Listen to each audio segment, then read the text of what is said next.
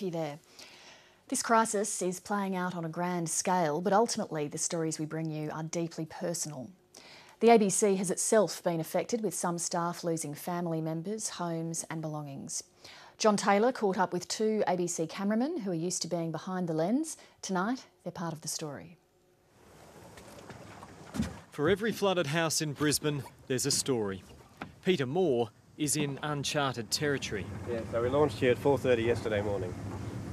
He's an ABC cameraman, coming to terms with his own crisis.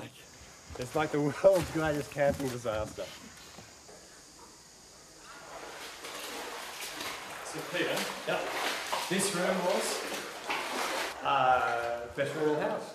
It used to be. All very, very cool, lovely cool walls. Anyway, yeah, so the room is about there, 1.2. That's how I count. Yeah, maybe 1.3, yeah.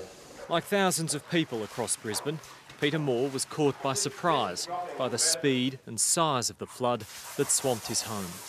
But he is one of the so-called lucky ones.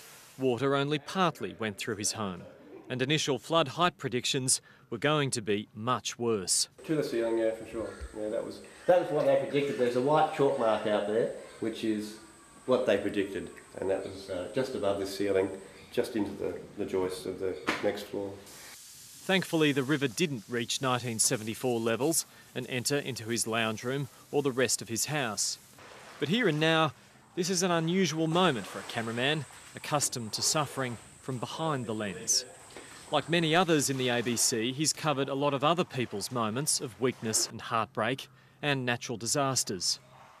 Oh, well, quite a few, of course, you know. Yeah, absolutely. And I mean, yeah, sometimes, yeah, of course, you empathise with the people you're shooting, you know, sometimes, you know, choke up for their situation. But boy, oh boy, yeah, this puts a new edge on it. How's everything at your place? Muddy? It got up to the top step, but our pool house and garage is underwater. Across Brisbane, a pattern is emerging of friends, neighbours and strangers reaching out to flood victims in their darkest hour. I had been to my mother's, and we moved all of my sister's stuff from, you know, which was in her garage upstairs, so we did a massive move there. Came over, helped my neighbour move, and then we came back and moved here. Fortunately, I don't know, maybe a dozen, 20 people, neighbours, friends, all just came in, an army of people just moved stuff up to the top, and then, yeah. Homes flooded is a headline, but homes are meant to be sanctuaries. Peter Moor's was and is a labour of love. This is a 10-year project, so I've been, you know, it's a big house, and on a cameraman's wages, I can't afford it, so I've got to do it myself. So I've done all the cabinetry, I've done all the timber work, you know, and the thought of seeing all that go underwater was, pretty distressing.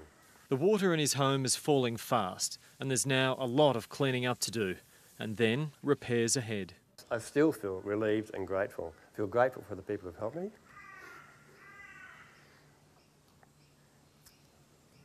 And I don't mind all the hard work that's ahead, it's fine. It's just work and money, That's